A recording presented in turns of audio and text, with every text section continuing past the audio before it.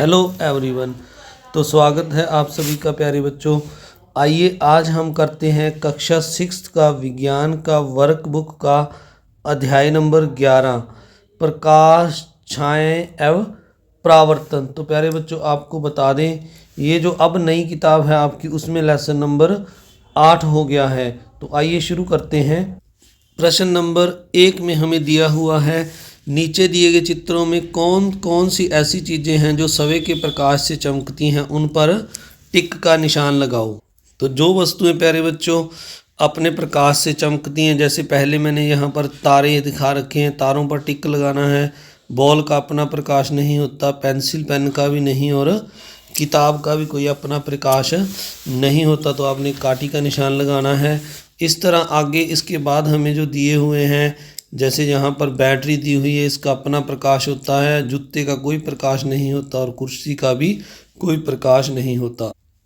आगे यहाँ पर लिखा हुआ है, जिन वस्तुओं का अपना प्रकाश होता है उन्हें दीप्त पिंड कहते हैं। ख में है, इसके अलावा 3 अन्य ऐसी वस्तुओं के नाम लिखो जो दीप्त पिंड हों, उनका अपना जिनका अपना प्रकाश हो। तो जैसे बल्ब हो गया, ट्यूबलाइट हो गया, आग हो गया, सूर्य हो गया, तो इनका अपना प्रकाश होता है। इसके साथ एक और आप जुगनू भी यहाँ पर लिख सकते हैं अगर आप किसी ने देखा हो तो इसके बाद अगला क्वेश्चन है, इसी का ग पार्ट है, हम अंधेरे में किसी वस्तु को नहीं देख पाते परंतु उजाले में हमें वस्तुएं साफ दिखाई देती हैं, बताओ ऐसा क्यों होता है। तो प्रकाश के कारण प्यारे बच्चों उजाला हो जाता है और प्रकाश के परावर्तन के कारण हमें वस्तुएं दिखाई देती हैं। तो आप इसको इस तरह से समझें, जैसे मान लीजिए कोई वस्तु है, ये कोई वस्तु है, तो यहाँ से अगर कोई प्रकाश आ रहा है तो यह इससे टकराकर हमारी आँखों तक पहुँचता है, तो आँखों से हमें दिखाई देता है। ये मैंने आँख बनाने की कोशिश की है यहाँ पर।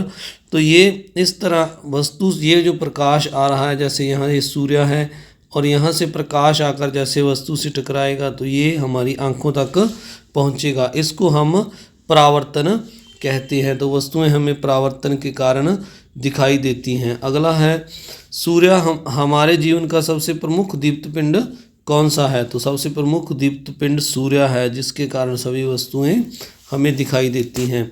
जिन वस्तुओं के आर पार स्पष्ट रूप से देखा जा सके उसे पारदर्शी वस्तुएं कहते हैं, यानी जिनके हम आर पार देख सकते हैं उनको हम पारदर्शी वस्तुएं कहते हैं। 2 नंबर प्रश्न है, निम्न में पारदर्शी वस्तुएं छांटिए। तो जैसे हम पुस्तक के आर पार नहीं देख सकते, कांच के आर पार देख सकते हैं, तो कांच लिख देना है। सरसों के तेल में भी नहीं देख सकते, साफ जल में हम देख सकते हैं, तो दूसरा साफ जल लिखना है।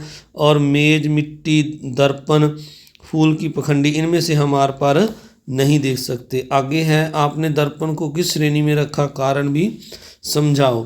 तो दर्पण अपारदर्शी की श्रेणी में आएगा क्योंकि इसके आर पार हम नहीं देख सकते, यानी इसमें से प्रकाश दूसरी साइड में नहीं जा सकता। आगे है, कुछ वस्तुएं ऐसी होती हैं जिनमें से देखने पर धुंधला दिखाई देता है क्योंकि उनमें से प्रकाश की कुछ मात्रा ही गुजर सकती है। ऐसी वस्तुओं को पारभासी वस्तुएं कहते हैं, जिनमें से देखने पर हमें धुंधला दिखाई देता है उन्हें पारभासी वस्तुएं कहते हैं। जैसे कांच में से तो प्यारे बच्चों में स्पष्ट दिखाई देता है। ख में हम ये कर रहे हैं, निम्न में से पारभासी वस्तुएं छांटो। तो पारभासी में कांच नहीं आएगा। ट्रेसिंग पेपर में से हमें धुंधला दिखाई देता है। कागज, यहाँ पर एक मात्रा लगानी है, कागज में दिखाई नहीं देता। गत्ते का डिब्बा भी इसमें भी नहीं दिखाई देता। दीवार में से भी नहीं दिखाई देता। मोम में से भी नहीं। पानी भरा जो गिलास है इसमें से हमें धुंधला दिखाई देता है। तो इस तरह ये आपने 2 एग्जाम्पल इसके यहाँ पर लिखने हैं। उसके बाद है, जिन वस्तुओं में से प्रकाश बिल्कुल नहीं गुजर सकता, हम उन वस्तुओं के आर पार नहीं देख सकते, उन्हें अपारदर्शी वस्तुएं कहते हैं, यानी जिनमें से प्रकाश नहीं गुजरता उन्हें हम अपारदर्शी वस्तुएं कहते हैं। ग में है, जिन वस्तुओं में से अपारदर्शी वस्तुएं, निम्न वस्तुओं में से अपारदर्शी वस्तुएं छांटो। तो जिनमें हमें धुंधला बिल्कुल दिखाई नहीं देता आर पर, उनमें से यहाँ पर ये वस्तुएं लिखी हैं, नोटबुक, साफ जल, दीवार, धुंधला कांच, मोम, ट्रेसिंग पेपर, स्टील प्लेट। तो इनमें से नोटबुक, दीवार, मोम और स्टील प्लेट है जो इनमें हमें आर पर दिखाई नहीं देता है। इसके बाद अगला प्रश्न है, इनके कुछ उदाहरण लिखो।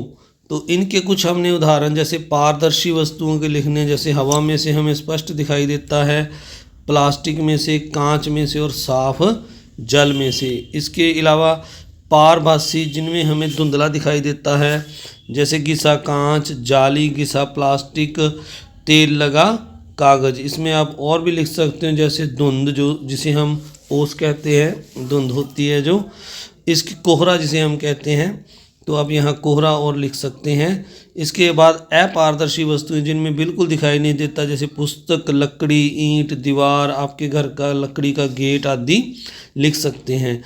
इसमें अगला है ड, पारदर्शी, पारदर्शी, अपारदर्शी वस्तुओं के हमारे जीवन में कहाँ कहाँ उपयोग होते हैं, एक एक उदाहरण लिखो।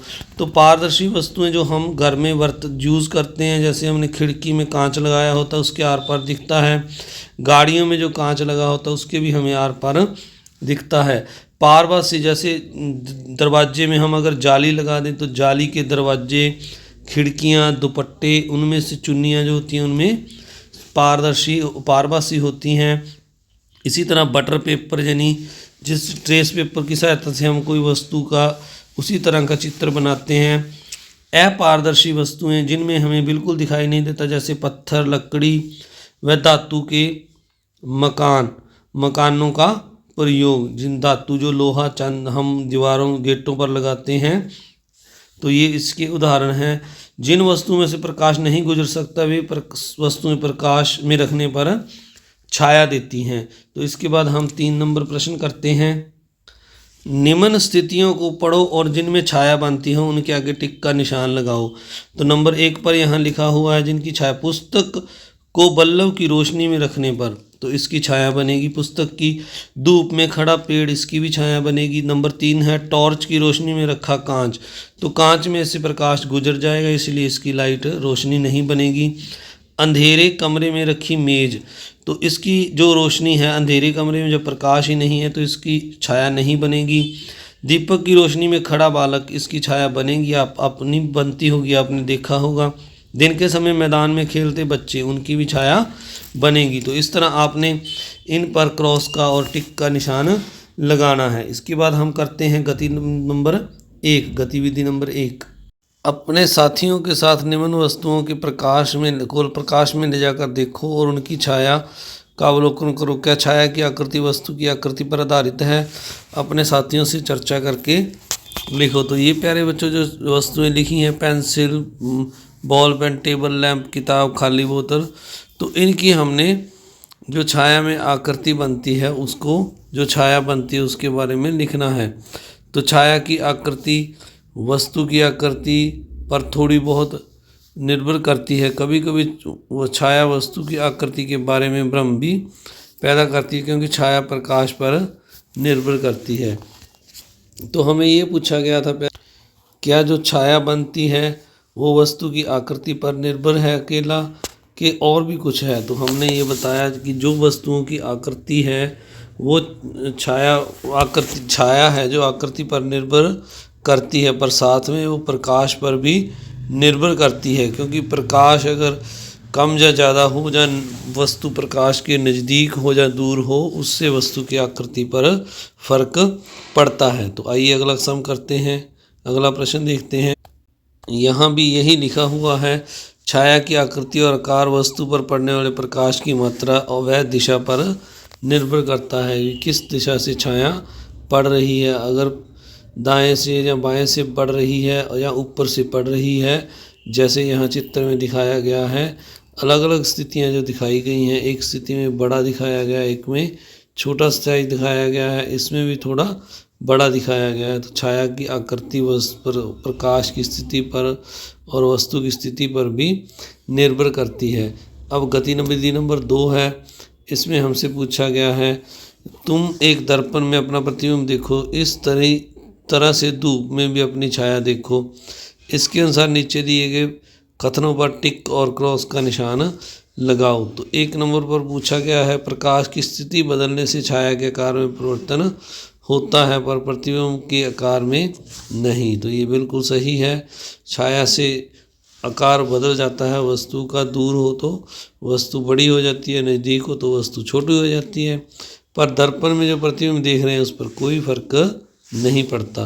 प्रतिबिंब में आपके कपड़ों को सही रंग दिखाई देते हैं परंतु छाया में नहीं। बिल्कुल सही है, छाया में तो हमारे कपड़े काले दिखाई देते हैं। छाया के आकार से समय का अनुमान लगाया जा सकता है परंतु प्रतिबिंब से नहीं। ये भी सही है, छाया जैसे जैसे दिन चढ़ता है छाया कम होती है तो उस हिसाब से इसका पता लग जाता है समय का। आपके हिलने से प्रतिबिंब हिलता है परंतु छाया नहीं, ये गलत है।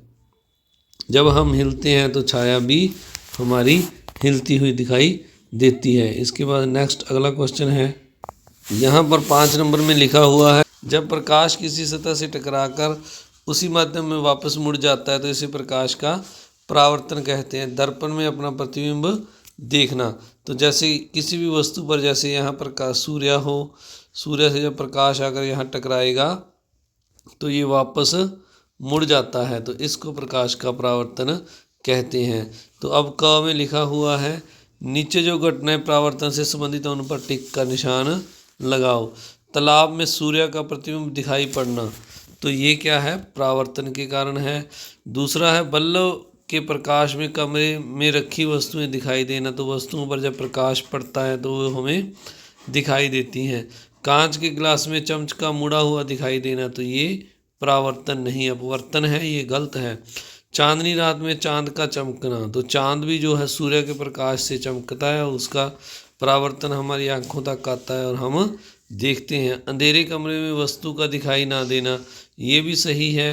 अंधेरे कमरे में हमें कोई वस्तु दिखाई नहीं देती, उसके लिए बल्ब या लाइट जगानी पड़ती है। इसके बाद आगे है, आपके दैनिक जीवन में ऊपर दी गई घटनाओं के अतिरिक्त परावर्तन की 2 और घटनाएं लिखो। तो जैसे हम अपने आप को दर्पण में देखते हैं, एक तो ये लिख देंगे। दूसरा बर्तनों को का चमकना, जो बर्तन चमकते हैं वो भी परावर्तन के कारण चमकते हैं। आगे लिखा हुआ है गतिविधि नंबर 3 में, चित्र में दिखाए अनुसार कापी को खोलकर धूप में रखो।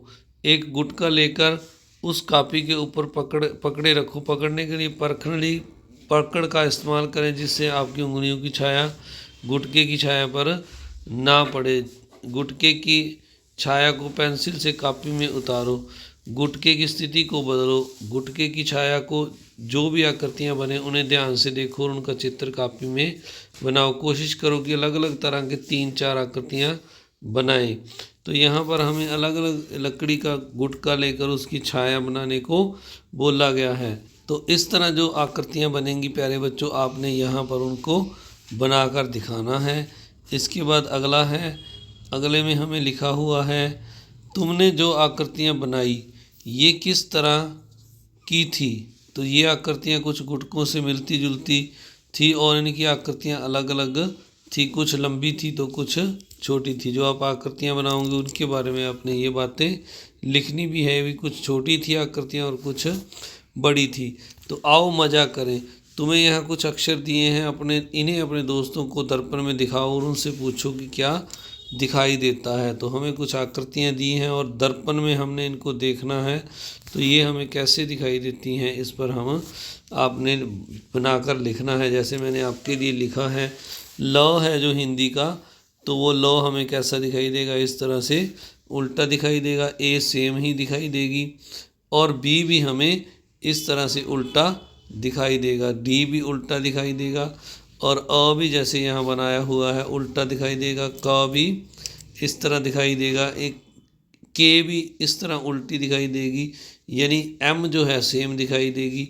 यानी कुछ अक्षर जो सम्मित नहीं हैं उनकी जो आकृति है दर्पण में उल्टी दिखाई देती है, दायां पक्ष बायां और बायां पक्ष दायां।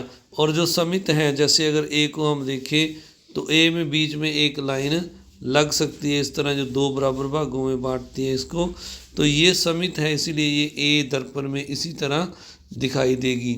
और बाकी आकृतियाँ आप देख रहे हैं, एम भी यहाँ से सम्मित है तो ये भी आधी आधी हो रही है दोनों साइड पे, तो ये सेम दिखाई दे रही है, इसलिए ये सेम दिखाई दे रही है। अब आगे नीचे आपके लिए लिखा हुआ है कुछ ऐसा, कुछ और अक्षरों के साथ भी करके देखिए। तो आप हिंदी की जो वर्णमाला है जहाँ इंग्लिश की वर्णमाला है, जहाँ आपकी पंजाबी की वर्णमाला है, उनमें से अक्षर लेकर उनके साथ भी ये दर्पण में एक्सपेरिमेंट कर सकते हैं। जैसे सी है, ये इस तरह दिखाई देगा, डब्ल्यू सेम दिखाई देगा, एक्स भी सेम दिखाई देगा, वाई भी सेम, ई हमें उल्टा दिखाई देगा और एफ भी उल्टा, दायां पक्ष बायां। तो इस तरह प्यारे बच्चों आपने ये चैप्टर कंप्लीट करना है। अगर आप चैनल पर नए हैं तो चैनल को सब्सक्राइब ज़रूर कीजिए, और अगर आपने सब्सक्राइब कर रखा है तो वीडियो को अपने दोस्तों को शेयर करें और लाइक भी ज़रूर करें। Thank you very much.